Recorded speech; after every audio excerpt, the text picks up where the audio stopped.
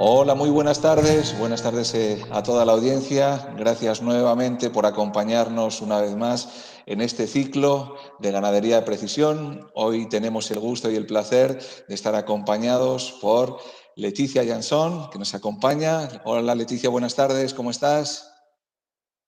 ¿Cómo están? ¿Cómo están? Un gusto estar aquí.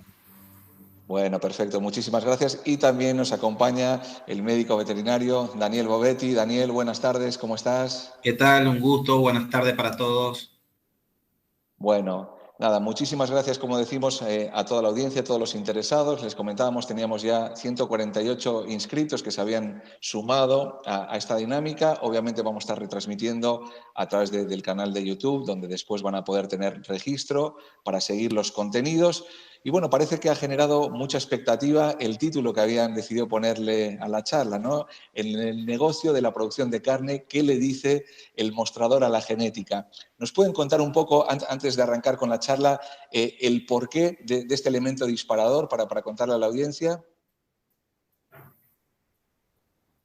Yo, Dani, hablo.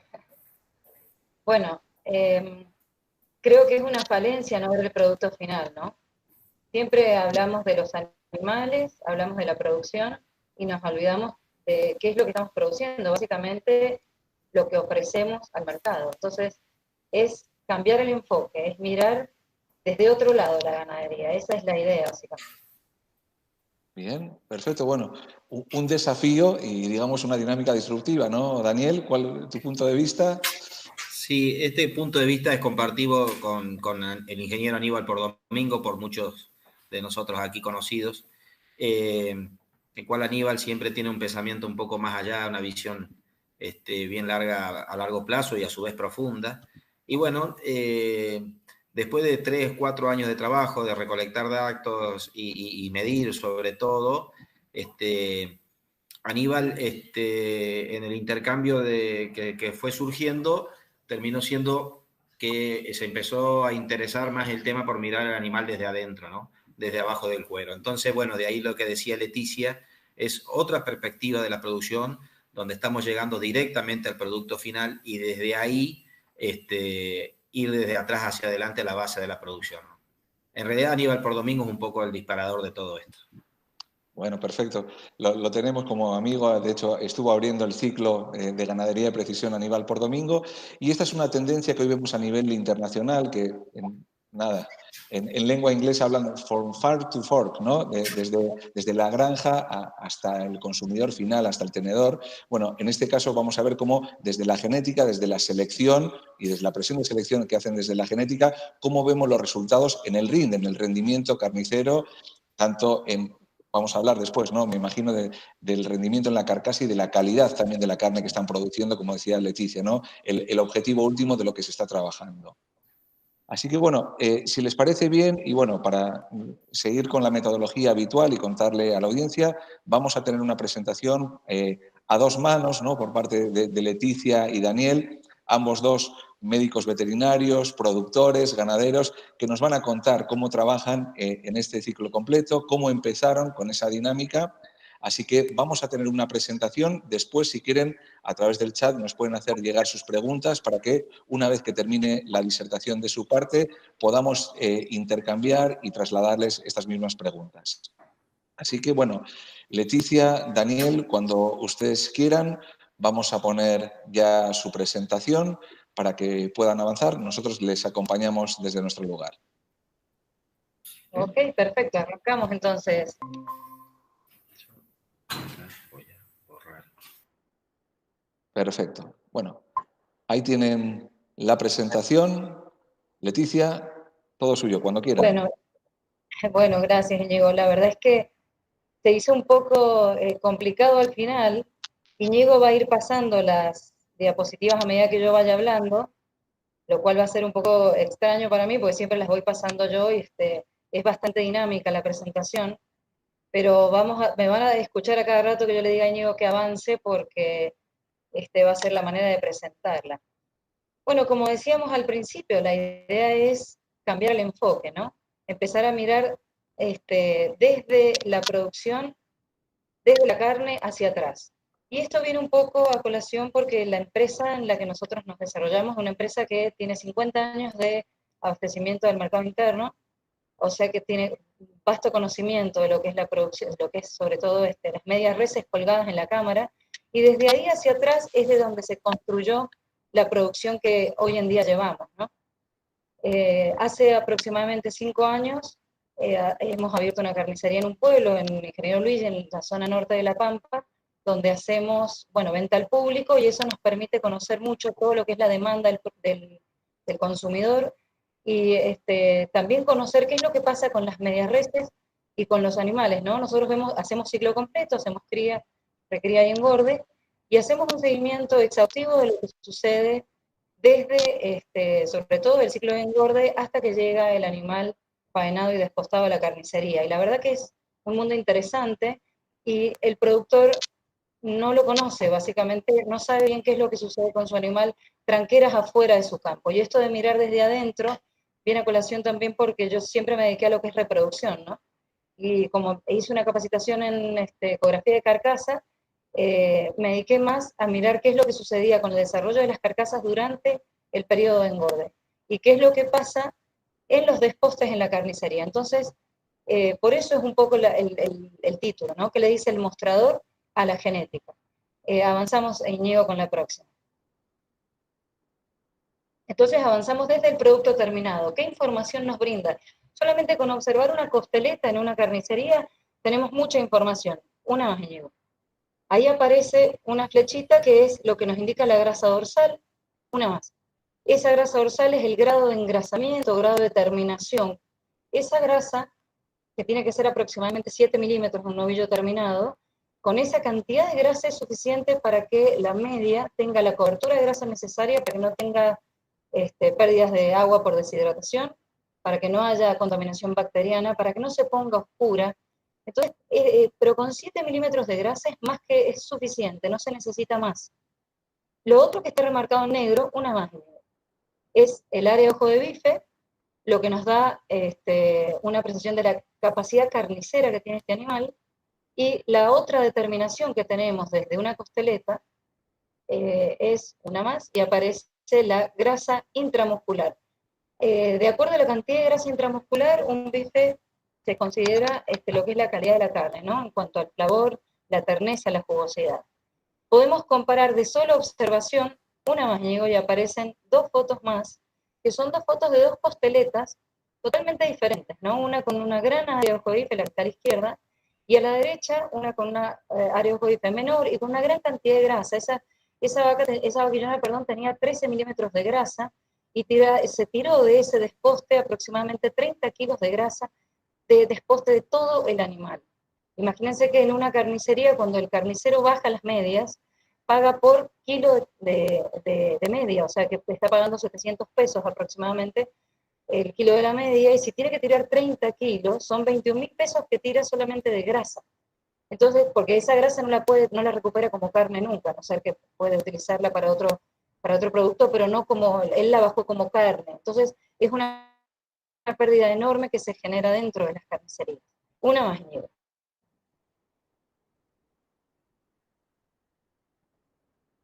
Esto que les voy a presentar ahora es una vaquillona, es una media de una vaquillona que pesó 320 kilos peso neto. Esas son las características carniceras de la vaca. De la vaquillona tenía 82 centímetros cuadrados de aerocodife y 7 milímetros de grasa, estaba justa de grasa.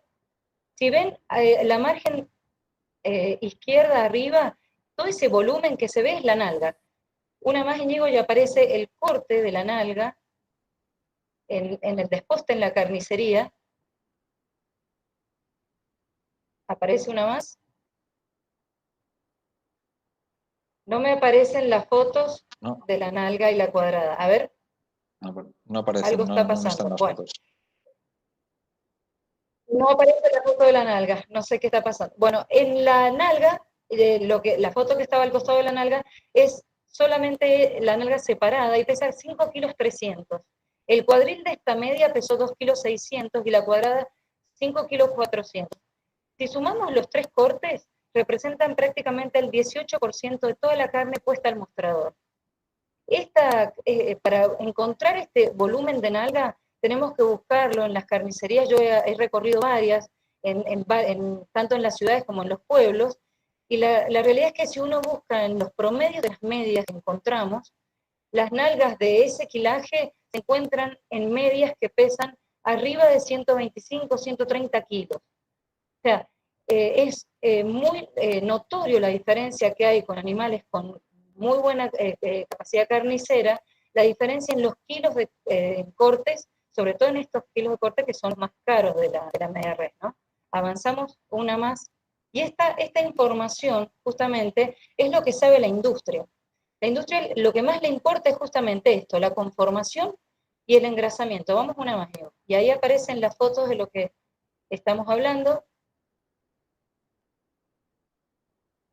Parece que había algún problema con las imágenes. No, no se han copiado del todo, esperemos que estén las otras. Bueno, básicamente lo importante acá es que en la conformación y el engrasamiento es donde está básicamente el rendimiento, ¿no? Vamos una más, Diego, y ahí aparecen las fotos del desposte. ¿Qué sucede con los despostes? Esto es lo que pasa dentro de la carnicería. Si vemos un novillo A que pesó 420 kilos, el peso de su carcasa fue de 256, o sea que nos dio 2 medias de 123 kilos más o menos. Un novillo B de 416, una más, y va a ir apareciendo las características, Diego. Ahí está, esta carcasa nos dio 2 medias de 122 más o menos, y el novillo C con una carcasa de 226 kilos. Abajo tienen el rinde al gancho, o sea, el novillo A nos rindió el 60,9, el B el 58,6, y el C el 54%. Este fue el rinde al gancho. Vamos un poco más y vamos a ver qué pasó con los rindes minoristas. El rinde minorista es qué quedó en la despostada como venta neta sobre el mostrador. Entonces, de esta carcasa de 256 kilos, obtuvimos en cortes minoristas 199 kilos, lo que representó un 77% del total de esa media, ¿no? En el novillo B son 186 kilos, el rindo minorista fue de 76%, y en el novillo C fue del 71%. Este novillo yo lo tengo muy identificado porque era un novillo que son esos que quedan dentro del corral de engorde, que siempre quedan para atrás, que parece que nunca se terminan de llenar, que le falta un poquito de grasa en la capadura, y lo venimos como esperando. Estuvo más tiempo en el feedlot con respecto a los otros animales, y la realidad es que cuando fue la faena, y si ustedes se fijan en el ring del 54%, la grasa que no encontrábamos afuera, la tenía adentro. Era todo grasa mesentérica, grasa de riñonada. Entonces, todo eso que conforma parte del quinto cuarto es lo que hace a la disminución en el rinde que tenemos, ¿no? Vamos una más y vamos a ver en esta, lo que está apareciendo es, esto es, cada corte multiplicado por su precio de venta en la carnicería, cuánto es en plata, digamos, lo que genera en bruto, ¿no es cierto? Cada animal despostado. Entonces, son 229.000 pesos para animal A, 211.000 para animal B y 184.000 para animal C. Vamos una más, Íñigo, y van a aparecer los porcentajes que representan cada uno de esos valores. Y fíjense las diferencias. Vamos una más y aparecen las diferencias. Entre el novillo A y el novillo B hubo un 7% de diferencia en cuanto al rendimiento en carnicería, y entre el novillo A y el novillo C un 20% de diferencia en la plata generada directa en la carnicería. Vamos a ver ahora, vamos una más, y vamos a ver por qué, cuál es la causa, digamos, por qué hay tanta diferencia en los rendimientos y los pesos netos eran similares en los tres animales. Fíjense que hay 2-3 kilos de diferencia, sin embargo, es el 20% de diferencia al final en la carnicería, ¿no? Entre el novillo A y el C. Y la diferencia, como pueden ver, si apretamos una más, Íñigo, aparecen enmarcadas las áreas de ocobife de estos tres animales. Las grasas, me refiero a grasa dorsal y a grasa de cadera, entre el novillo A y el novillo B eran similares, eran de 7,2 milímetros y el otro 8, pero el novillo C tenía un poquito más de grasa dorsal. Sin embargo, las áreas de ocobife son muy disímiles, y esto es lo que hace el rendimiento final, ¿no?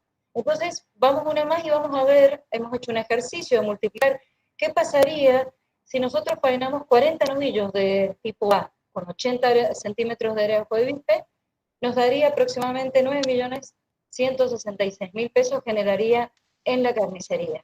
En cambio, una jaula de novillos tipo C nos generaría 7.394.000.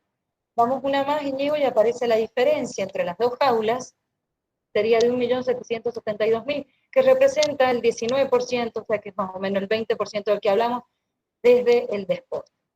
¿Qué pasa si analizamos? Sí, perfecto, vamos una más que vamos a ver qué pasa con esto que es muy interesante, que a medida que nosotros hemos ido analizando las medias, esto lo hemos encontrado muy a menudo, ¿no? Y es qué pasa con el cuarto pistola. El cuarto pistola del novillo A, que era el de 80 centímetros de ojo de bife, nos produjo 88,5 kilos. El novillo B, 76 kilos obtuvimos del cuarto pistola, y el novillo C, 64 kilos. Vamos una más y aparecen las diferencias en plata que generaron esos tres cortes, esos tres animales, fueron de 108.000, 92.000 y 78.000. Vamos una más y aparecen las diferencias en porcentaje, pero fíjense que entre el novillo A y el novillo B, vamos una más y aparece la diferencia que hay entre estos dos animales, que cuando analizábamos las dos medias completas, era el 7% de diferencia entre el novillo A y el novillo B, siendo los dos novillos excelentes, porque uno tiene 80 centímetros de ojo de bife y el otro tiene 72, ¿no? Pero fíjense que acá la diferencia es el doble. Cuando analizamos los cortes de la pierna, son el doble la diferencia en rendimiento, ¿no? Esto lo quiero recalcar porque para mí fue una sorpresa encontrar estas diferencias. Y esto a medida que uno va evaluando las medias, nosotros cruzamos muchos datos, ahora les voy a mostrar cómo es que llegamos a toda esta información, es muy acentuado, es muy marcado y es repetible, o sea, empieza a suceder con frecuencia, lo que da cierta precisión, ¿no? Vamos ahora sí, las diferencias más marcadas, Íñigo, vamos una más, aparecen acá. Esto es a la salida de la faena, durante la faena estábamos acá en la planta y me quedaron las dos medias justo comparadas, ¿no? Y son los cuartos, justamente, son los dos cuartos. Uno es bien cóncavo, el de la derecha, y el de la izquierda es bien convexo, tiene muy marcadas las curvas. Vamos una más. Ahora les voy a mostrar ¿cómo hicimos este trabajo de investigación? Lo que primero hacemos es peso vivo menos el desbaste del 8%. Esto sucede en el campo. Esto todo lo que les voy a mostrar es en La Pampa, al norte, en la zona de Ingeniero Luyo. Hacemos ecografía de carcasa. Vamos una más. Aparece la identificación. Esta es la ecografía. Una más y aparece la identificación de los animales. Los marcamos con pintura antes de ir a frigorífico. Vamos a la faena junto con los animales. Presenciamos la faena. Esto es fundamental porque el paso que sigue, que es identificar la media con el animal, ahí aparece la media, nada más, es la parte más difícil de llevar a cabo dentro del frigorífico, porque a medida que va avanzando la faena, si uno no está atento, se pierde uno entre los animales y las medias que van. Así que es muy importante presenciar la faena para poder seguir la trazabilidad del animal que nosotros venimos haciendo, ¿no? Una más y vamos a cómo tomamos los datos. Hacemos un pesaje corte por corte, llenamos las planillas, estas planillas son las de la carnicería, ahí están identificados los cortes, todo eso se va a una planilla de cálculos. Lo que se ve en amarillito son justamente el cuarto pistola, todo lo que vamos sumando aparte y vamos viendo y comparando entre las distintas medias qué es lo que va pasando. Y fíjense, bueno, obviamente que esto está en todos los libros y por suerte lo podemos corroborar y sabemos que es un dato que es repetible, que es que a mayor área de ojo de bife hay mayor relación del músculo y hueso, hay mayor espesor de todos los huesos, todos los músculos de la carcasa, y hay un mayor porcentaje de cortes minoristas. También tener en cuenta que el área de ojo de bife es dentro de los caracteres uno de los de mediana alta heredabilidad, o sea que elegir padres con área de ojo de bife alta nos va a garantizar en su descendencia este carácter, o sea que es importante tenerlo en cuenta a la hora de elegir el semen para los rodeos, ¿no? Vamos una más, Ñigo. Acá lo que les quiero mostrar es, nosotros que somos un país productor de carne, somos de los principales, los 5 productores más grandes del mundo. Fíjense que estamos muy abajo en lo que tiene que ver con los pesos de la res, ¿no? Estamos en 200, o está un poco desactualizado, quizás estamos en 230 kilos el peso de res, pero estamos muy lejos de Uruguay, que está en 250 kilos, ¿no? Con una faena anual de 13 millones de cabezas también y una producción de 3 millones de toneladas de carne. La idea es cómo aumentamos el peso de la res, porque con aumentar 10 kilos el peso de la res, la idea es justamente no aumentando el peso vivo, ¿no? Porque no significa tener animales más grandes de tamaño, sino animales que tengan más kilos de carne bajo el cuero y al mismo peso vivo. Ese es el desafío para la ganadería que se viene, me parece, ¿no? Ser más eficiente en todo el proceso productivo, o sea, aumentar el rinde, y eso se logra con la genética. Una más y ahí aparece la genética. Y bueno, este es un proceso de información. Ahora los dejo con Daniel, que un poco explica el proceso productivo, cómo llegamos también desde lo básico que es la cría, ¿no? A estos productos. Vamos, Daniel, con lo tuyo. Bueno, gracias, Leticia. Quisiera saber si se escucha bien ahí. Perfecto, Daniel. Adelante. Perfecto. Y desde ya, bueno, gracias a todos, gracias a Gen Ganar por la invitación, y es un gusto poder compartir esta recopilación de datos y estos trabajos con la gente de Resolana, con la familia Galerano, con Leticia, que realmente es muy loable lo que hacen, que está hecho aquí en Argentina, está hecho en el centro del país, allá en La Pampa, en la provincia de San Luis, en la provincia de Córdoba, y yo creo que eso también es muy valedero, ¿no? Que son datos propios de la realidad de los ambientes argentinos, y por ahí leemos mucho paper de muchos kilómetros desde aquí, pero esto tal vez sea más palpable y está más en el ambiente nuestro.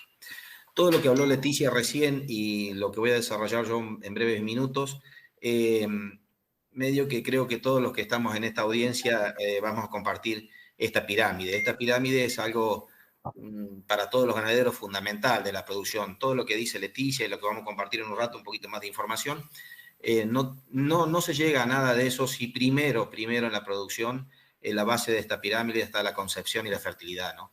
Todo lo tenemos bien claro, que todo arranca de ahí, de animales adaptados con fertilidad.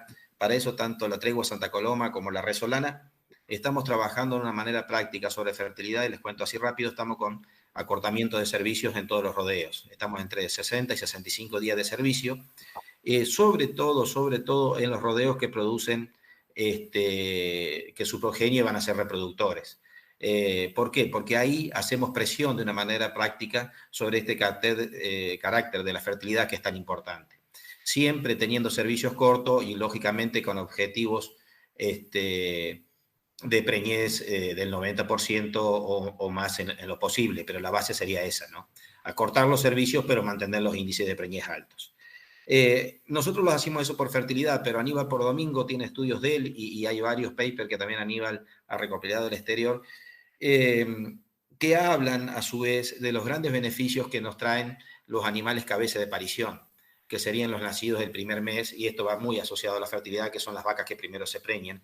Toda su progenie, en estos trabajos demuestran que toda la recría de la progenie y todo el proceso de engorde y terminación y de carcasa son mucho más eficientes que los colas de parición.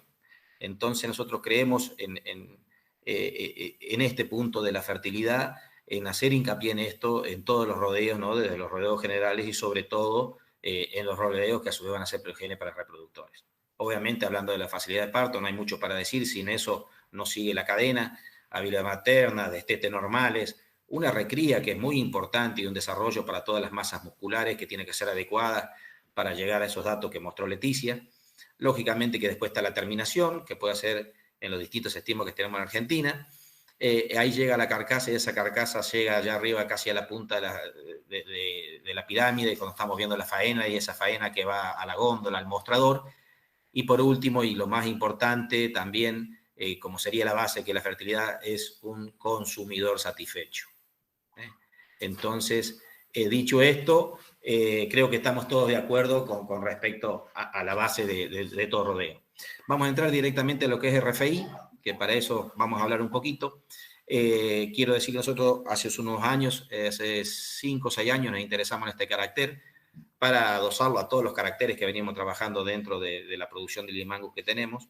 Bueno, y así lo fuimos a ver a Brasil, lo fuimos a ver a Uruguay, y después de ver bastantes lugares, nos reunimos con Aníbal Pordomingo, quien es el padre del RFI en Argentina. Él ya tenía un desarrollo en Intanguil, bueno, y de la mano de él fue que hicimos el desarrollo en nuestro propio establecimiento, y también la Resolana este año ha comenzado en su establecimiento a hacer estas mismas mediciones con comederos inteligentes. Bueno, Aníbal ahí nos dio todo el apoyo, toda la iniciativa, y a su vez todo el proyecto electrónico a través de la gente de Báscula Hook de Venado Tuerto. Se organizó todo, se hizo la inversión, y ahí comenzamos. Y comenzamos justo el día que se ponen a prueba los comederos, que tenían que llegar los técnicos, fue el día que comenzó el cierre por pandemia. Así que bueno, a partir de ahí, eso fue una anécdota, vía WhatsApp y vía internet, nos llevó un poco más del tiempo necesario ajustar todo y ponerlo a punto, pero se pudo hacer, y acá vamos a ver algo de los resultados. ¿Qué es el RFI según Aníbal Pordomingo? Volveme una, por favor, Íñigo. Las instalaciones parece que no aparece. Bueno, no importa, no importa. Mire, el RFI ahí está, es la eficiencia de conversión corregida por crecimiento y tamaño del animal, y sirve para medir la variación en el consumo de alimento más allá del requerimiento por un animal para mantenerse y crecer. Esa es una definición que nos da Aníbal Pordomingo, pero también podemos decir que el RFI, para hacerlo más sencillo, es la diferencia de consumo observado sobre una diferencia de consumo estimada. El observado es el que vamos a observar nosotros en nuestras instalaciones, y el estimado es el que estima una fórmula, ya esa fórmula está a nivel internacional, que estima que el animal con cierta característica, teniendo en cuenta su peso, su tamaño metabólico, dice que tiene que consumir tantos kilos de materia seca para producir 1 kilo. Si consume más o consume menos, eso nos determina el observado, y ahí es donde determinamos entonces esta eficiencia de RFI. La siguiente, por favor. A ver si aparecen fotos de instalaciones. La siguiente, por favor. Ahí está. Bueno, parece que ha habido un problema en el paso del PowerPoint. En la descarga de la operación. Si me permiten, salgo un minuto para mostrarlos, porque aquí aparece que no se puede mostrar la imagen. Perfecto. Si nos dan 2 segundos, paramos la presentación. Sí, sí. Y busco la presentación nuevamente. Si quieren, pueden compartir algún otro mensaje en el interín.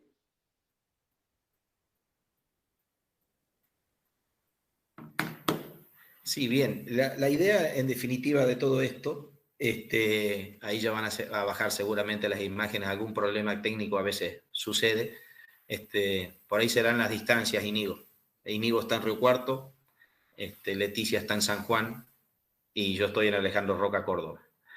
Pero seguramente ya van a aparecer esas imágenes para mostrar en realidad lo que queríamos mostrar, un poco las instalaciones que tenemos en el establecimiento, de los cuales en un principio, les cuento, hicimos el 50% de las instalaciones, y luego, después de probar el primer encierre de animales, se llegó al total de la capacidad, ¿no? Hoy contamos con 20 comederos inteligentes.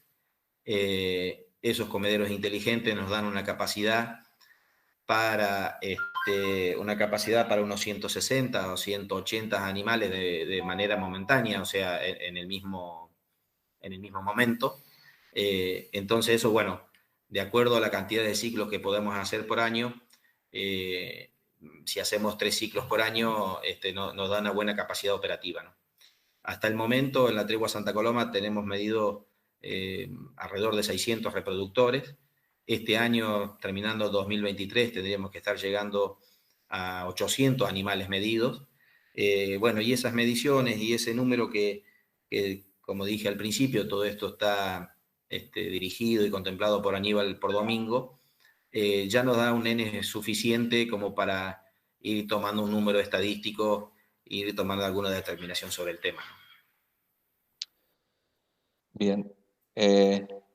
Lamentablemente hay un problema técnico con las presentaciones. Simplemente aparecen ya las imágenes, los resultados, no están apareciendo las imágenes por el programa, por parte de la presentación. Ahí tengo a Leticia, que si no, nos va a poder compartir la presentación. Sí, ahí me la mando a mí. Sí, Íñigo. Sí.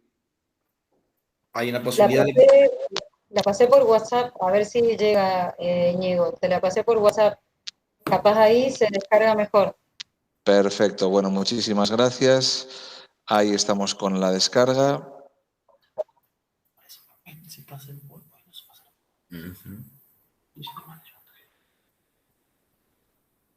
Acá aparecen todas las fotos, las instalaciones. Espero que salga bien ahí. Perfecto, ahí se está abriendo. Le vamos a dar tiempo a la tecnología un ratito, también le vamos a tener paciencia. Bueno, en este caso, y pedimos las disculpas del caso, pero con la paciencia llegan los resultados. Y ya estamos viendo las fotos que antes ha querido mostrar Leticia, así que ahora finalmente, vamos a la tercera, la definitiva, ahí retomamos nuevamente la presentación, pidiendo disculpas, pero bueno, lo bueno dicen que se hace esperar, así que llegó finalmente el corte deseado de carne. Bien.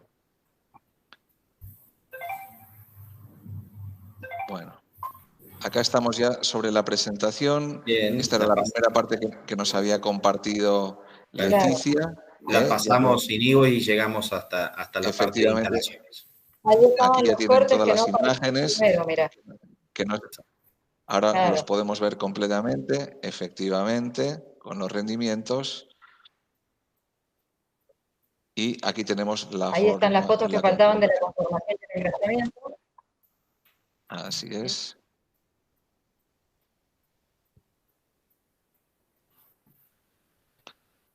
Datos y resultados. Bueno, si les parece, para ir más rápido, vamos a ir directamente a las instalaciones, tal y como nos lo estaba Exacto, Íñigo. Seguimos en instalaciones, que es donde quedamos. Bien. Acá retomamos en esta parte y seguimos. Vamos a las instalaciones. Bien. Sí, Daniel. Ahí. La anterior, por favor. Ahí está. Perfecto. La anterior, por favor. Ahí. Bueno, ahí está bien. Ahí está, ahí. Bueno, como ven, son 4 corrales. En el centro tenemos un tinglado, debajo están los comederos, y por ahí, por ese camino, pasa el mixer, entonces le da de comer a los comederos que están a ambos laterales. La siguiente. Bueno, todo el equipamiento solar, porque debido a las conexiones rurales eléctricas, por lo menos en el sur de Córdoba, son bastante deficientes, tenemos bastante cortes de energía y ahí nos provocaría la falta de información, ¿no? Porque esto tiene que estar las 24 horas del día funcionando durante la prueba. Entonces todo se maneja solar y de noche con baterías o días nublados que le mantienen la energía. Por eso se ve el panel solar sobre el tinglado. La siguiente, por favor. Bueno, ahí ya están los toritos en plena prueba, comiendo, que entran a consumir en esas gateras. Ahí están los comederos y tenemos 5 comederos por corral. La siguiente, por favor. Ahí se ven los animales comiendo. Los animales están con un botón electrónico. Hay un lector del botón electrónico. Cuando el animal ingresa al comedero, comienza a consumir el alimento. Una vez que se retira, le designa el animal, al animal ese, a ese chip, el alimento consumido. Entonces, esa es la manera de que durante 70 días o aproximadamente, que es lo que dura la prueba, que sabemos de manera exacta o muy exacta prácticamente la cantidad de alimento que consumió cada individuo, ¿no? La siguiente, por favor. Bueno, nosotros adosamos este sistema, ahí está el bebedero, el agua de bebida, y adosamos junto a la gente Hook y Aníbal ahí una balanza donde directamente los animales, cada vez que toman agua, se pesan con el mismo sistema, con la misma caravana electrónica, con un lector. Bueno, y toda esa información, tanto de los comederos como de las pesadas de los bebederos, sube en la nube, que eso va a Anguila Linta y acá sale la información, y tiene todo un seguimiento del sistema que esté funcionando perfectamente, que es un seguimiento que se hace cada 6 horas, ¿no?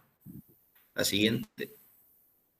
Bueno, esa es curiosa nada más, es uno de los individuos a medida que se fue pesando en el transcurso del tiempo de la prueba. La siguiente. Y aquí empezamos después de todo este trabajo de los corrales y de la alimentación, comenzamos a ver los resultados que se ven reflejados en esta planilla. Vamos a ver unos gráficos que son más claros, pero en esta planilla lo que les quiero mostrar, ahí ustedes ven en la izquierda, donde dice corral, bueno, el número de corral que estuvo el animal, después dice ID, que es la identificación electrónica, que es el numerito ese largo, que es la caravana electrónica. Al lado IDB, la identificación visual, ese era el A732, el aumento de peso vivo, la circunferencia escrotal, el peso vivo del animal, y después ya vienen todas las características de lo que es carcasa, ¿no? Área de ojo de bife, engrasamiento de cadera, engrasamiento dorsal, grasa intramuscular, y por último a la izquierda RFI, que son los datos en verde que figuran ahí, ¿no? O sea, ¿qué va de la mano? La parte de carcasa va de la mano también de la medición de RFI. Terminado el ciclo de medición de la prueba de consumo residual, dentro del lapso de una semana se hacen todas las mediciones de carcasa para poder asociar todos estos datos de carcasa y asociarlo a RFI, ¿no? Si vemos en el centro, ahí tenemos un área de ojo de bife marcada en rojo, con 94 de área de ojo de bife para ese animal. Y más abajo tenemos otro número en rojo con 76,7 de área de ojo de bife, son los centímetros cuadrados para ese animal. Vemos que hay una diferencia importante en esas dos áreas de ojo de bife, ¿no? Casi de 20 centímetros cuadrados. Pero si nos vamos a la columna de RFI a la derecha, vemos que los dos animales ahí en verde están en menos 1,5. O sea, ¿qué significa esto? Que estos animales consumieron 1,5 kilos de materia seca menos que lo que estimaba la fórmula. Entonces observamos un consumo menor, fueron eficientes, comieron menos. Pero miren la diferencia importante que hay en la área de ojo de bife. Bueno, eso sale todo así en planillas de Excel, pero lo vamos a ver graficado para poder relacionar todos estos caracteres más fácil. La siguiente. Es una planilla que indica lo mismo, la siguiente. Y aquí encontramos la primera relación. Esta relación nos asocia al aumento del peso vivo versus RFI en toros limacus. Aquí entonces el aumento del peso vivo que está representado ahí en el eje de las Y y que va al aumento ahí de 900, de 1 kilo a 2 kilos prácticamente, y en el eje de las X tenemos los RFI, que va desde los negativos, que da 2,39 el número, pasa al neutro, que es 0, que está al medio, y el más positivo, que da 3,5. Si vemos que tenemos dividido en 4 cuadrantes, tenemos dos ejes que dividen el gráfico en 4 cuadrantes, si nos enfocamos en el cuadrante de la derecha y superior, de la derecha, de la izquierda, Íñigo, digo, y superior, ese cuadrante que estás marcando ahora, gracias, ahí encontramos los animales de RFI negativo, o sea, significa que han consumido menos que los que esperaba la fórmula, ¿no? Observamos que consumieron menos. Pero a su vez son los de mayor ganancia, o sea, no de mayor ganancia, sino que esa línea que divide ahí la ganancia son, en estos contemporáneos, mayor a la media, ¿no? Que están arriba de 1,5 kilos hasta los 2 kilos. Y ahí encontramos entonces encontramos animales que comen menos, porque son RFI negativo, y con unas muy buenas ganancias de peso. Si nos vamos a la derecha de ese cuadro, nos encontramos también ganancias superiores a la media de esta población, pero con RFI positivo, que comieron más de lo esperado. Por ejemplo, este último animal que está justo en el medio, en la línea del medio, a la derecha, ese, casualmente, comió prácticamente 3 kilos más de lo esperado, ¿no? Y en ese caso con un aumento medio. Entonces, ¿qué nos dice el gráfico en sí? Que el aumento del peso vivo, RFI no modifica el aumento del peso vivo, no están ligados. Puede haber animales con buen RFI, con RFI negativo, y aumento de pesos vivos altos, y también aumento de pesos vivos bajos. Y esto está bueno y sucede en todos los caracteres, o sea, podemos seleccionar por RFI sin modificar los otros caracteres. La siguiente, por favor. Aquí vamos a ver la misma relación que es área de ojo de bife con respecto a RFI. El área de ojo de bife, ahí en el eje de las Y, y el RFI nuevamente en el eje de las X, volvemos a ver el mismo cuadrante y vemos ese escopetazo de que hay individuos por todo el cuadrante, y encontramos donde está marcando Íñigo ahí casualmente con el botón rojo, Los de máxima de área de ojo de bife o mayor a la media de esta población, que están arriba de 90, que fue más o menos la media, que vemos que hay animales de 94, 99, 100, 104 y arriba. Y a su vez han consumido menos. Vemos que están dentro de los RFI negativos, de 1,5, 2, 0,7.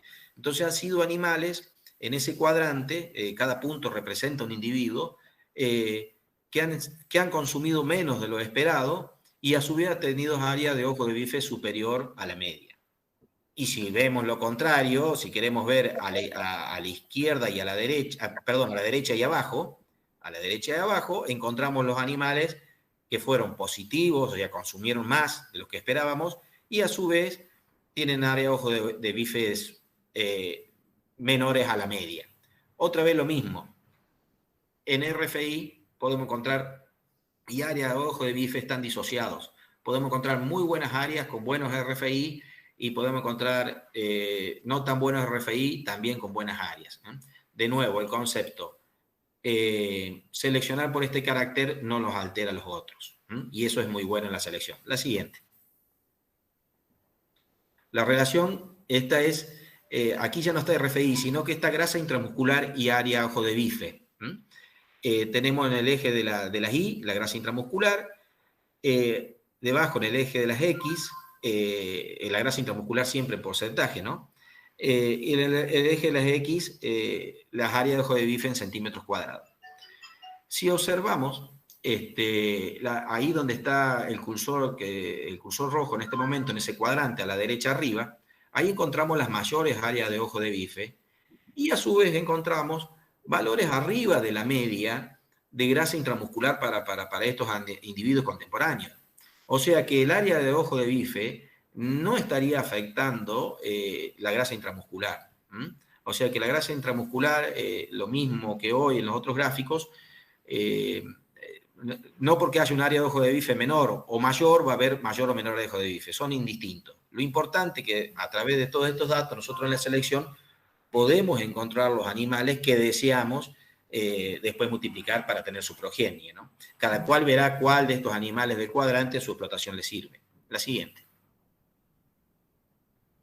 Bueno, el ingeniero Gustavo Sueldo, junto a Aníbal por Domingo también, pero Gustavo nos ayudó un poco con toda la parte de bioestadística. Pasándonos todos estos números en estadístico, nos terminó diciendo que el RFI es una herramienta para seleccionar reproductores que van a mejorar la eficiencia de conversión de las poblaciones bovinas sin afectar los otros parámetros productivos, que era lo que venimos diciendo. La siguiente, por favor. Bueno, eso es una foto ilustrativa, determinado la medición de RFI y el día que se hacen las ecografías. La siguiente.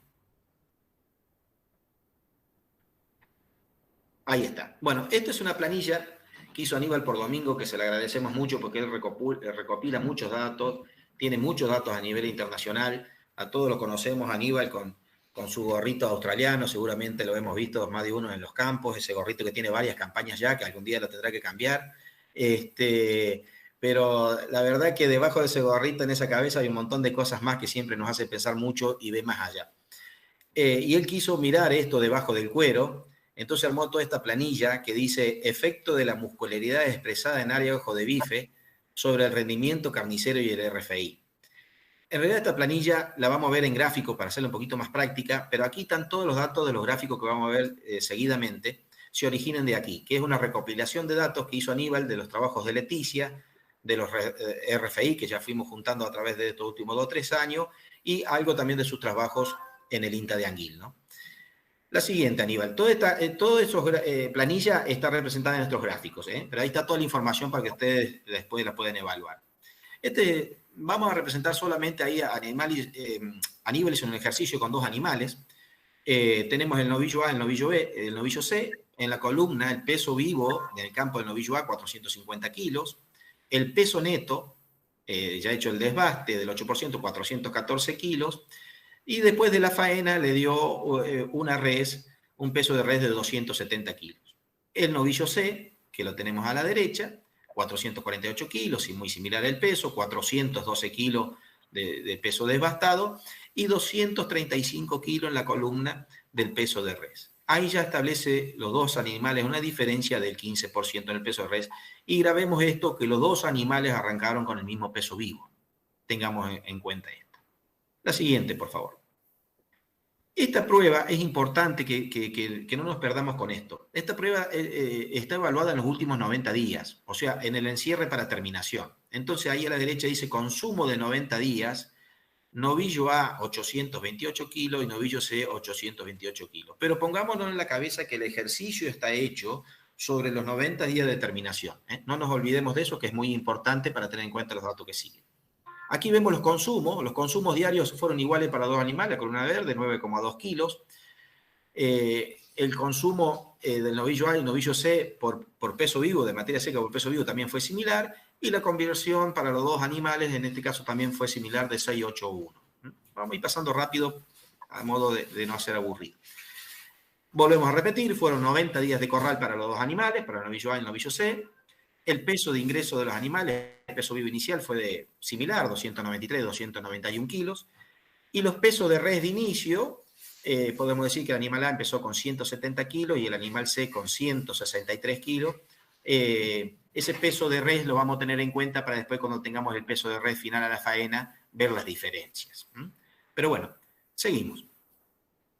El aumento de piso fue igual para los dos, tanto para el A como para el C. La siguiente, aumento de peso vivo, eso. Aquí se establece una diferencia ya en las áreas de ojo de bife, y esto es un poco lo que venía marcando Leticia. Aquí en el novillo A es un novillo con 90 centímetros de área de ojo de bife en el ecógrafo antes de la faena. El novillo C es un novillo de 66 centímetros cuadrados de ojo de bife. Así que ahí ya hay una diferencia importante. La que sigue. El engrasamiento dorsal, también por ecografía, antes de la faena, es muy similar, 8,6 y 8,2, una grasa óptima para los dos animales. La que sigue.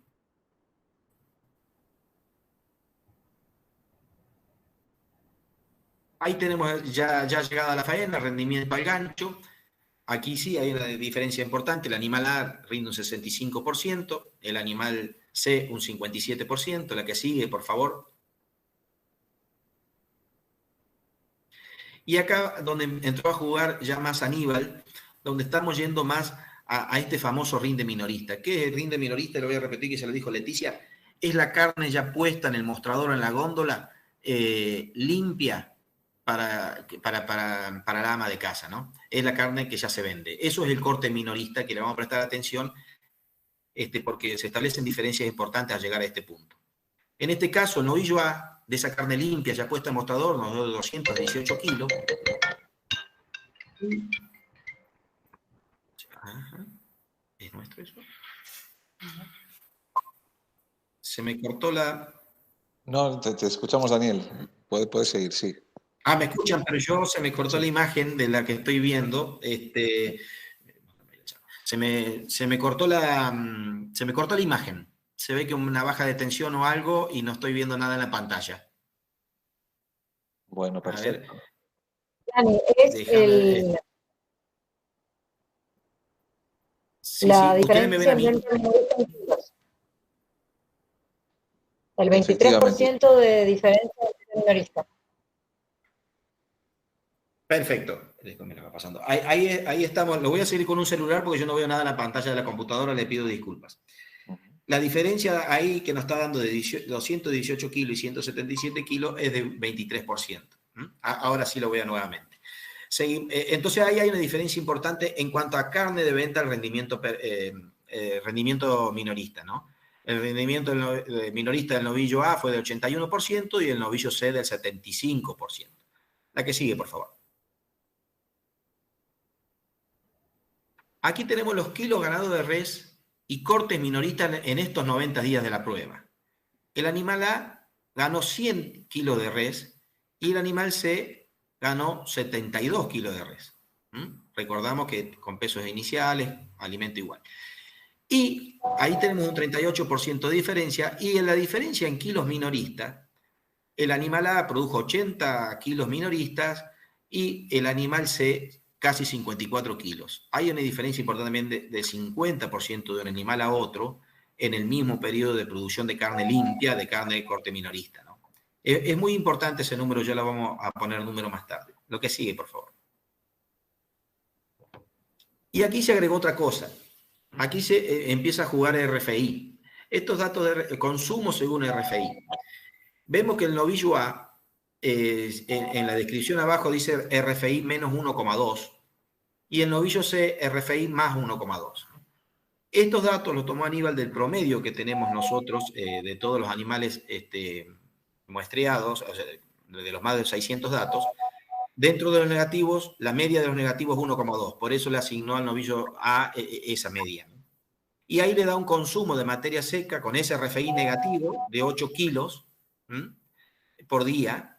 El novillo C con un consumo de RFI, o sea, de más 1,2, le da 10,4 kilos por día. El consumo también de materia seca por peso vivo es de 2,15 y 2,82 respectivamente.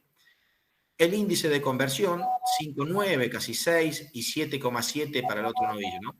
Esto porque está relacionando los consumos y haciendo este ejercicio que el animal A es negativo en 1,2 y el novillo C es positivo en 1,2. Espero que ello haya quedado claro. La siguiente, por favor. El consumo de materia seca en los 90 días con estos RFI que, repito, están tomados de la media de los datos nuestros. El animal A consumó 720 kilos de materia seca de esa ración en los 90 días y el animal C consumió 936 kilos de materia seca en esos 90 días, ¿no? Esa es la diferencia del 30% de la cantidad de materia seca de cada animal. La que sigue, por favor. Y aquí vemos ahora el consumo de materia seca relacionado con el corte minorista producido, o sea, con la carne limpia puesta en el mostrador. El novillo A consumió 10,2 kilos de materia seca para hacer 1 kilo de corte minorista, o sea, de esa carne, de ese peseto, de esa pulpa que está puesta en el mostrador. Y el novillo C se encuentra Aníbal con la sorpresa que en este caso consume 15,4 kilos de materia seca para poner 1 kilo de carne limpia en el mostrador. Estas diferencias son demasiado importantes. Podemos decir que el animal A, el novillo A que tiene asociado una muy buena conformación carnicera con el área de ojo de bife que vimos correspondiente anteriormente, que ahí establecía las dos grandes diferencias, más ser negativo en RFI en 1,2, consumió el 67% de la materia seca con respecto al novillo C.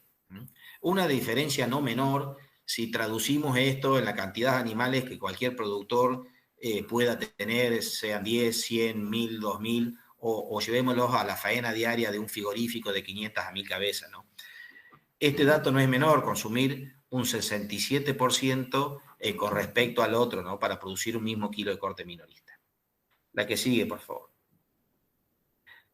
El consumo de materia seca ahora, por corte de kilo minorista, producido según RFI. Y aquí tenemos entonces ya adosado el animal A, el RFI de menos 1,2 y el novillo C tenemos adosado el RFI de más 1,2. Y aquí se vuelve a estar, perdón, en el anterior no estaba adosado el RFI, era solamente la diferencia de consumo de materia seca. Ahí me confundí.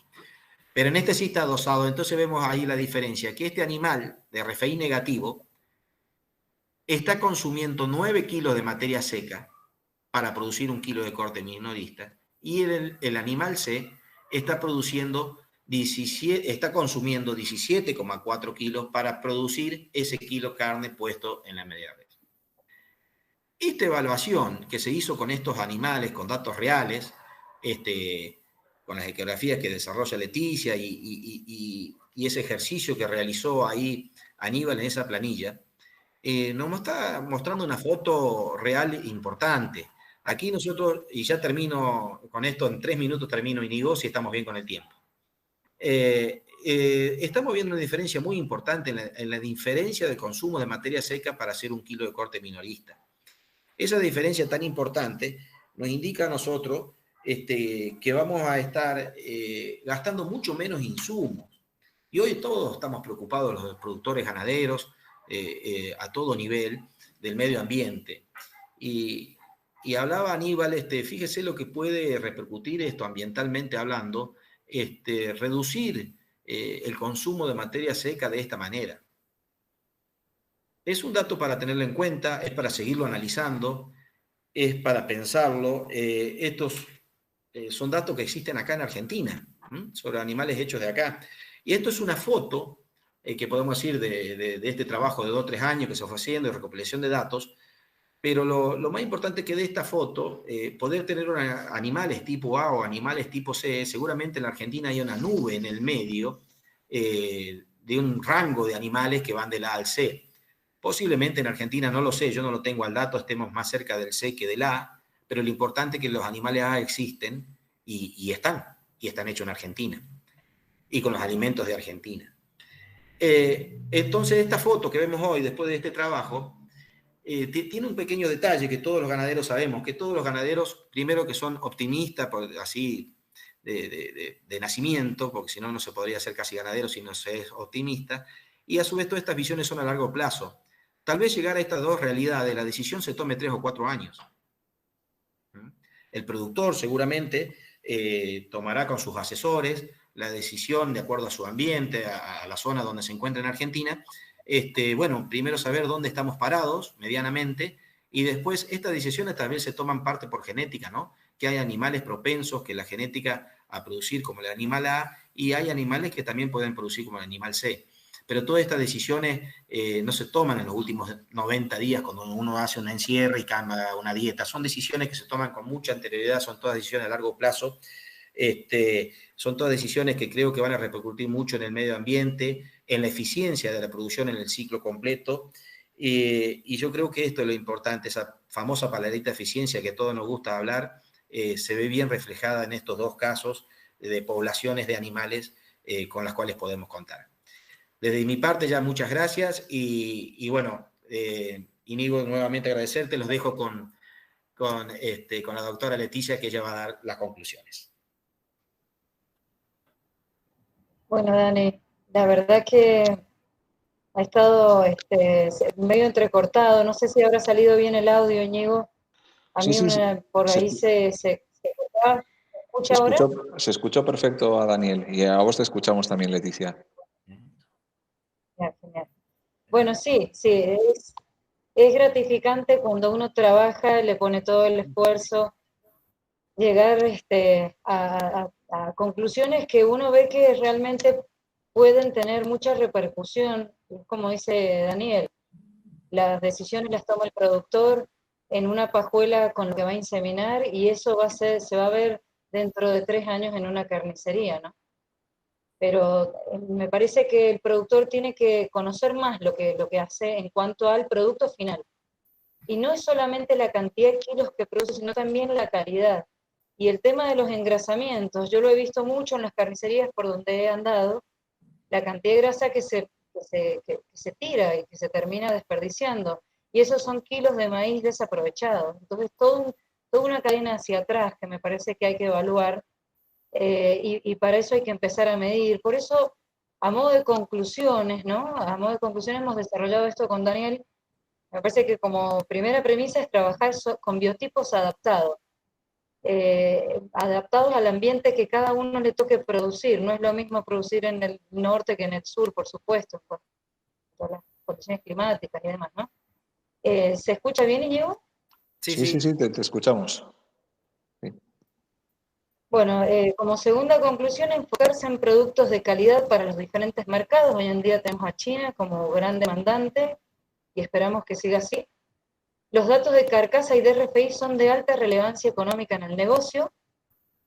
RFI negativos y carcasas superiores en los rodeos nos llevarán a producciones eficientes y amigables con el medio ambiente, como estaba diciendo Daniel recién. Ya esto tiene que formar parte de las decisiones del productor, tiene que tener en cuenta que estamos siendo muy observados por la opinión pública, podríamos decir, estamos siendo atacados en cierta manera, ¿no? Así que mientras mejor hagamos las cosas y podamos demostrar que desarrollamos la producción de la manera más eficiente y haciendo bien uso de los recursos, cuánto mejor puede ser, ¿no? Más ahora con la huella de carbono y demás. Y toda esta información que les hemos mostrado es generada en campos de San Luis, La Pampa y Córdoba, con animales adaptados a estos sistemas productivos y sus ambientes. Tenemos mucho por medir todavía y, por supuesto, lo que no se mide no se conoce, por lo tanto, no se puede mejorar. Como última reflexión, que me parece que es importante, Íñigo, si pasas una más, estas palabras son de Jorge Ferrario, profesor mío de evaluación de carcasas, que le agradezco, y algunas fotos de algunas costaletas que tenía eran de él también. Y esto me parece muy bueno, la mejor carne no tiene raza, tiene gente y trabajo duro. Así que bueno, les agradecemos a todos por habernos escuchado y cualquier pregunta, inquietud, estamos a su disposición, lo que necesiten, tanto la información que da origen a todo esto, lo que sea, estamos a disposición. Perfecto. Bueno, muchísimas gracias. Ahí ya detenemos la presentación. Muchísimas gracias nuevamente, Leticia y Daniel. Gracias a ustedes. Disculpas también a la audiencia por algunos inconvenientes que hemos tenido desde la parte técnica, que como sabemos esto puede suceder. Daniel nos decía, pero si el hombre ha llegado a la Luna, vamos a tener capacidad de resolverlo. Y bueno, al final el objetivo era compartirles todo esto y transmitirles. Así que un agradecimiento no solo por la presentación, sino por el contenido, porque nosotros cuando disparamos este ciclo de ganadería de precisión queríamos preguntarnos sobre los desafíos, ¿no?, de la ganadería del siglo XXI, como ahora decía Leticia, ¿no?, cómo está expuesta a una evaluación y una mirada del consumidor, del público en general, en un mundo que obviamente la demanda de proteína animal sigue en crecimiento, donde hay que garantizar esa seguridad alimentaria, pero cada vez los objetivos de desarrollo sostenible, la descarbonización, están ya como ejes también de una demanda, ¿no?, de determinados mercados, y cómo vamos a ir preparándonos para responder a todo esto. Entonces planteábamos ese mismo término, ¿no? Lo que no se puede medir no se puede mejorar, y que tengamos estos casos prácticos que ya no es teoría, ¿no?, sino cómo se ha llevado desde el centro de Argentina con esos productores y cómo lo han visto, ¿no?, desde la cabaña hasta la góndola, viendo el resultado en lo productivo, en lo económico y en ese impacto, porque en estos días y bueno, en el día de hoy que estamos viendo quizá los precios, ¿no?, lo que estamos viendo en la carne, una vez no tiene capacidad de impacto sobre el precio final, pero sí sobre el costo de producción, ¿no?, que es un poco lo que nos han estado mostrando y ese tipo de eficiencia. Así que, de mi parte, felicitarlos también por ese trabajo que vienen haciendo, por ser también eso, modelo y ejemplo para que otros puedan seguir este camino de esta ganadería que entendemos que debe ser más eficiente en el siglo XXI, que es poder hacer más, como nos decía el doctor también cuando lo hicimos con Gabriel Bo, nos decía, probablemente tenemos que hacer más con menos. Y es lo que nos estaban mostrando, cómo podemos generar más toros padres de novillos A, ¿no? Más toros padres de novillos A. En ese sentido tenemos algunas preguntas para trasladarles, ¿no?, por parte de la audiencia, que nada, mandan también las felicitaciones y el saludo. Mira, Marisa Abagnina nos traslada un par de preguntas. Una primera es, ¿hay evidencia o se sabe si el área de ojo de bife está correlacionada con alguna característica de fertilidad? Para saber si tenemos que elegir toros con DELF moderados a altos en área de ojo de bife y no toros extremos. Sí, si me permitís, Aníbal, estuvimos hablando mucho de ese tema y nosotros todavía en estos primeros 600 datos que tenemos evaluados no tenemos ninguna relación hacia la vista y tampoco a nivel internacional. Lo que sí, si ustedes prestaron atención, cuando empezamos la pirámide, la base de esta producción, hicimos hincapié en fertilidad y concepción. Tanto la Resolana como la Tregua Santa Coloma tiene claro que el primer punto es eso. Entonces, los animales que se evalúan salen desde esa presión de selección de servicios muy cortos de 60 días y con preñeces que van del 90% arriba, consecutiva todos los años, según las situaciones que se nos presenten. En Campos de San Luis, la cría nuestra, y en La Pampa, la Resolana de Galerano. Entonces, desde ese concepto, ¿qué pasa? Que los animales ya salen de un rodeo que, en cuanto a fertilidad, están bajo una presión permanente, acortando los días de servicio, casualmente de una manera muy práctica. Entonces, tal vez no vemos esa relación porque empezamos al revés. Primero ejercemos presión sobre la fertilidad y dentro de esos animales encontramos lo de máximo músculo. Bien. Otra cosa voy voy a agregar con respecto a eso, que tiene que ver con los últimos trabajos que hemos hecho, que son la correlación de grasa de cadera con precocidad sexual. Ese trabajo lo hemos hecho también, RFI, grasa de cadera y precocidad. Hemos medido las tres cosas para evaluar a qué nivel de grasa necesita cada animal para empezar a ciclar, ¿no? Y no, también hemos encontrado que, o sea, hay animales que tienen, que son más demandantes en cuanto a la cantidad de grasa para empezar a ciclar, y hay otros que tienen menos demanda, pero no hay correlación con la cantidad de músculo en eso, ¿no? Hay animales que son muy musculosos y así con menos grasa empiezan a ciclar, lo cual compensa la cantidad de grasa que necesitan quizás otras razas, por ejemplo, por hablar de algo, la criolla, en general necesita un poquito más de grasa, un poquito más demandante, le cuesta quizás lograrlo un poco más. Entonces es menos precoz que las otras. No significa que no sea menos fértil. Precocidad no tiene que ver con fertilidad. Bien. Entonces, eso sí lo hemos estado evaluando, dice Daniel, ninguna diferencia en cuanto a las preñeces o en cuanto a la fertilidad con respecto a la calidad carnicera que tenga un animal, ¿no? Bueno, en línea y complementando también esa pregunta, Matías Alejandro Blanco les consultaba justamente qué opinan de la supuesta correlación negativa entre RFI y fertilidad, ¿no? A partir de esa presión y de los atributos que están buscando. Claro. Correlación negativa. En nuestro caso no encontramos todavía correlación negativa entre RFI y fertilidad. Tal vez sea por lo que hace años que venimos trabajando primero sobre fertilidad y después de tener esos animales fértiles buscamos lo de mejor RFI dentro de una población, ya que tiene un buen trabajo hecho de fertilidad con esto de los acortamientos de los servicios.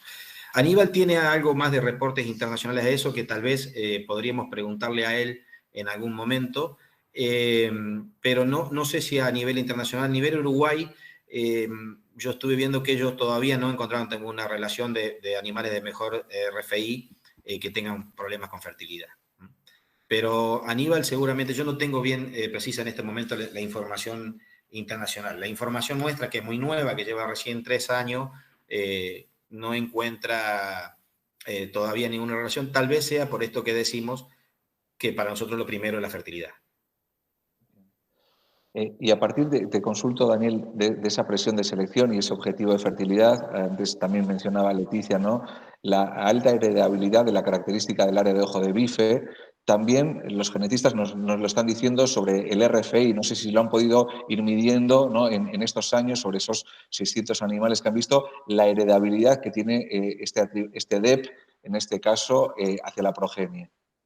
Sí, es una heredabilidad media. En la heredabilidad 0,30, en la heredabilidad media. De hecho, el mundo, bueno, lógicamente Estados Unidos, Brasil, Uruguay, Paraguay ya también lo está haciendo antes que nosotros, lo mide porque ellos en sus poblaciones no es una heredabilidad alta, digamos como una circunferencia escrotal o como un área de ojo de bife, que inmediatamente en la próxima progenie tenemos una buena respuesta. Esta es un poco más lenta, pero sí es factible y vale la pena seleccionar por esto e ir llevando los rodeos hacia la eficiencia sin perder ninguno de los otros caracteres, ¿no?, que hacen el negocio. Esa es la idea básica. O sea, los fanatismos por un carácter nos pueden llegar a perder cualquiera sea. Lo importante en la selección, y todo ganadero lo sabe, genetista lo sabe, es el equilibrio entre las partes, ¿no? El equilibrio es fundamental. No irse todos los extremos. Esto es una opinión muy personal. Todos los extremos creo que en cualquier sentido de la vida, ser de River o ser de Boca muy fanático, la verdad que no lleva a buen puerto. Yo creo que el equilibrio, más de todo en la selección, es lo que va a llevar a una producción más eficiente en general, ¿no? ¿Y qué diríamos a los que, bueno, todavía en la selección o en la elección de reproductores siguen prefiriendo, mirando más el fenotipo que el genotipo, ¿no? Ahora que estamos hablando de proponer estos datos, ¿qué les dirían? ¿Cuál sería el mensaje a transmitir a partir de la generación, ¿no? De cómo o por qué empezaron ustedes a la recolección y a mostrar todos estos datos? Yo voy a dar mi opinión personal y después la va a dar Leticia. Yo creo que en Argentina no hay animales feos. Se ha trabajado tan bien en los últimos 150 años en fenotipo. Las exposiciones trabajan tan bien con animales fantásticos de cualquier raza sea. Vos vas a cualquier exposición del interior del país o Palermo como la máxima referencia y no creo que nadie que le guste la ganadería encuentre un animal feo ahí. El trabajo fenotípico que se hizo en Argentina en los últimos 100 años, 150 años es fantástico. Y tal vez como ese trabajo ya está hecho, se nos dio la curiosidad, cruzarnos en el camino con Aníbal por domingo, con Leticia, bueno, de meternos debajo del cuero del animal y empezar a ver otras cosas que no se vieron en los últimos 100 años, ¿no? Yo creo que el trabajo fenotípico en Argentina está sobradamente y bien hecho. Perfecto.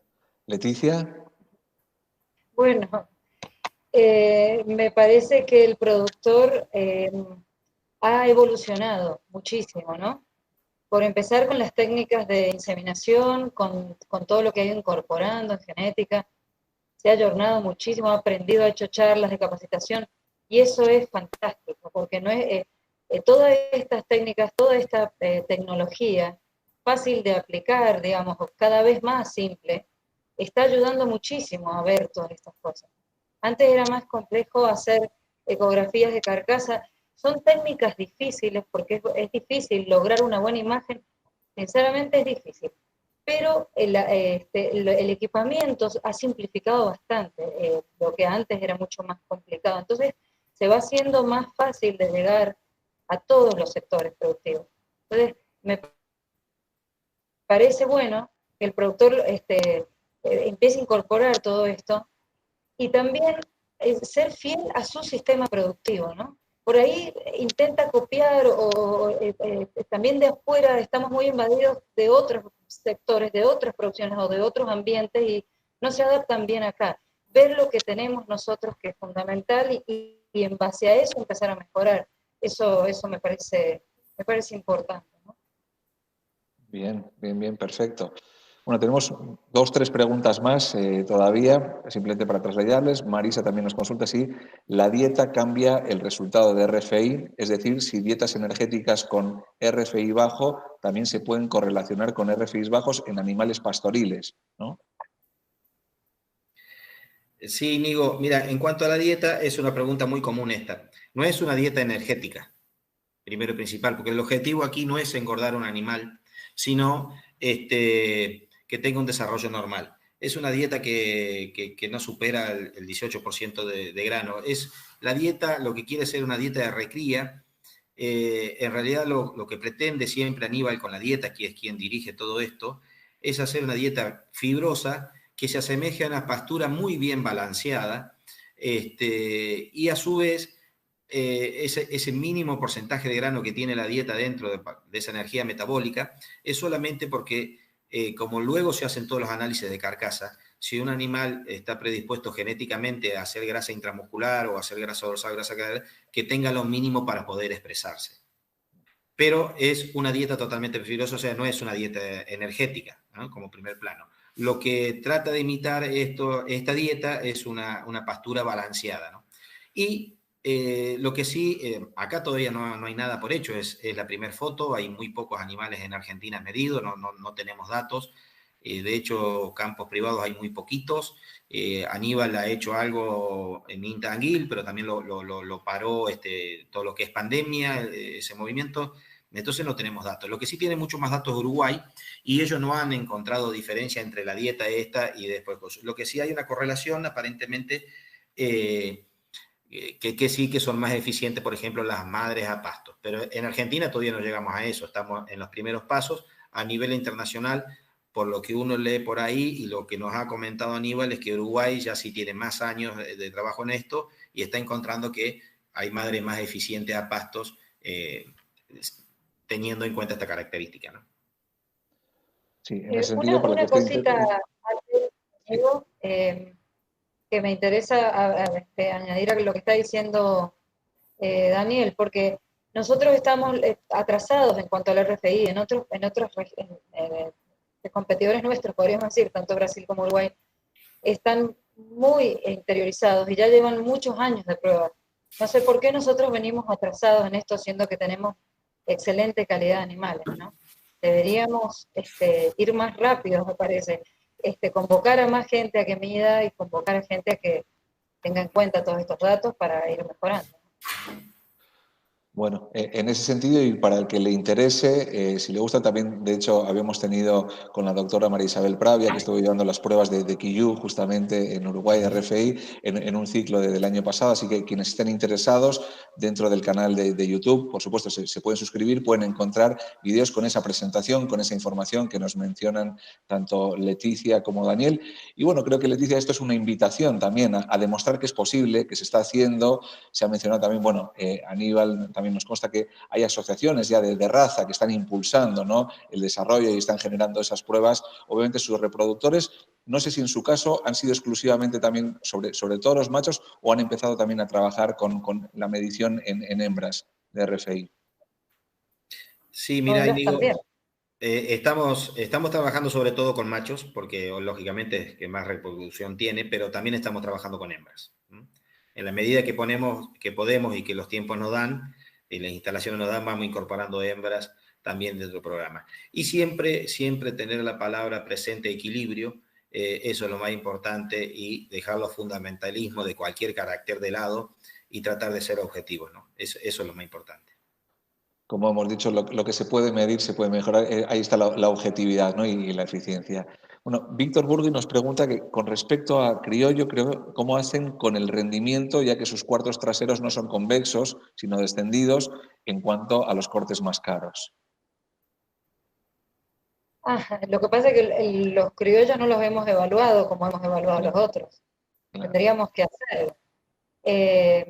Eso es una materia pendiente. Quizás cada raza podría hacerlo, ¿no? Sería genial para poder establecer un parámetro. Pero nosotros no los hemos medido, los criollos. Claro. No sé si hay trabajo, probablemente sí. Claro. En este caso, como mencionaban, son sobre raza de Limangus, que particularmente esos cuartos traseros o ese cuarto pistola es, bueno, una de las características también destacadas de la raza. Bueno, Marisa nos decía, bueno, totalmente de acuerdo que el productor debe invertir en genética y evaluando los datos, pero la industria debe acompañar esa inversión con un retorno económico para los que producen más eficientemente. Bueno, obviamente, esto es una conexión también, ¿no?, dentro de lo que es la cadena.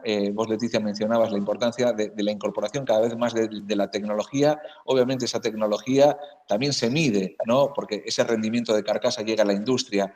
¿Cómo ven ese siguiente paso para ir incluyendo, ¿no?, toda la cadena de valor y que se pueda objetivizar y obviamente pagar o recompensar el rendimiento al gancho?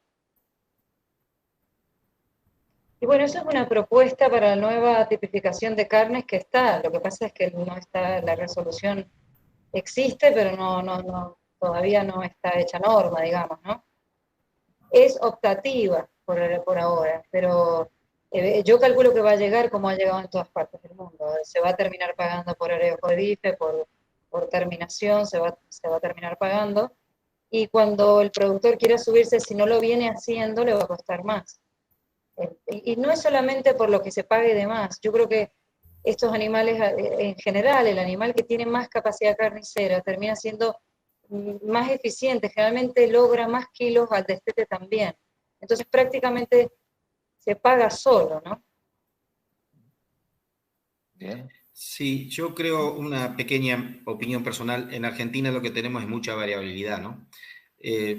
Nosotros tenemos un criadero de cerdos también, y seguimos mucho la genética desde ahí, y lo que ha logrado el cerdo, el pollo y la lechería todavía no lo hemos logrado con la producción bovina, y sobre todo el cerdo, hablando de homogeneidad, ¿no?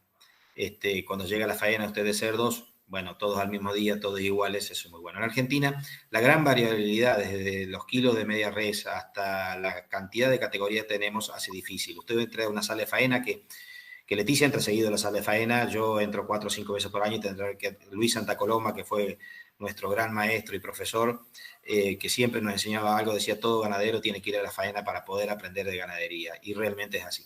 Cuando uno va a una faena encuentra tanta distorsión en formas, kilos y rendimientos, bueno, se hace difícil para la misma industria. Yo estuve con los frigoríficos tratando de establecer esto, cómo hacerlo, y se hace difícil por la gran variabilidad que tenemos en Argentina. Lo importante, yo creo que, como decía Leticia, es estar preparado. En un momento el trigo se comenzó a pagar por calidad, en otro momento el girasol también se empezó a pagar por calidad. Entonces, yo creo que el proceso ahora que continúa es primero tener mercadería en cantidad, como para poder decirle al frigorífico, acá tiene tantas faenas de este tipo de animales y con este rendimiento, entonces la cadena va a ser más fácil. Creo que nos falta ese nexo de comunicación entre el productor e industria, asesores y todo lo que es INTA. Bueno, Aníbal ha estado casualmente siendo él partícipe de esta nueva reglamentación de carnes. Yo creo que ahí es un paso más que nos falta, pero hay que darlo y yo creo que con el tiempo lo vamos a dar y lo importante es estar preparado en la grilla de partida para que cuando se dé estemos todos a tiempo de seguir haciendo esta producción más eficiente para toda la cadena, ¿no? Para la industria y hasta el criador. Bueno, pues muchísimas gracias nuevamente, Daniel y Leticia. Creo que con este mensaje que dejas, Daniel, que es el camino. De hecho, les traslado mensaje del público. Dice, es buenísimo esto. Dice, felicitaciones por lo que están haciendo, un gran aporte a la ganadería argentina. Así que, bueno, de nuestra parte también trasladarles este reconocimiento, las felicitaciones. Y bueno, la idea, como les hemos dicho dentro de este ciclo, es seguir contagiando y mostrando las buenas prácticas, saber que es posible. Ahí, como saben, tienen los datos y a disposición a Leticia y a Daniel para las consultas que puedan querer. Y ojalá que vayamos incentivando, porque vemos que este es un camino, ¿no? Un camino de ida donde la tecnología, los datos, la información nos va a ayudar a tener esa ganadería de precisión y cada vez más eficiente. Hoy es una oportunidad, probablemente mañana va a ser una exigencia, ¿no? En todo este camino. Así que, bueno, de ahí la invitación a todo el público a que, bueno, si están interesados, por supuesto, como siempre, sigan los contenidos que vamos generando en el canal. Gracias nuevamente y les pedimos, bueno, si les parece, Leticia y Daniel, que puedan hacer el cierre de la charla en este momento.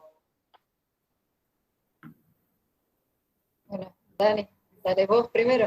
Bueno, simplemente agradecerte a vos, a Genganar, bueno, a toda la gente que nos ayuda todos los días en los establecimientos. Esto no se hace solo, esto lo hace un grupo de gente, de técnicos y un montón de gente que está a diario en el campo, ¿no? A todos ellos, y por supuesto yo siempre agradezco a Luis Santa Coloma, que fue un gran profesor mío de la vida sobre todo y también de la producción. Bueno, desde ya gracias a todos y un gusto, y por cualquier cosa estamos a su disposición. Bueno, me sumo, la verdad. Muchísimas gracias, Genganar, también por la invitación. Y sí, hay que seguir promoviendo todos estos trabajos. Y es cierto que se logra todo con compromiso y la gente que trabaja con uno, en nuestro caso es una empresa familiar, así que estamos todos involucrados, mis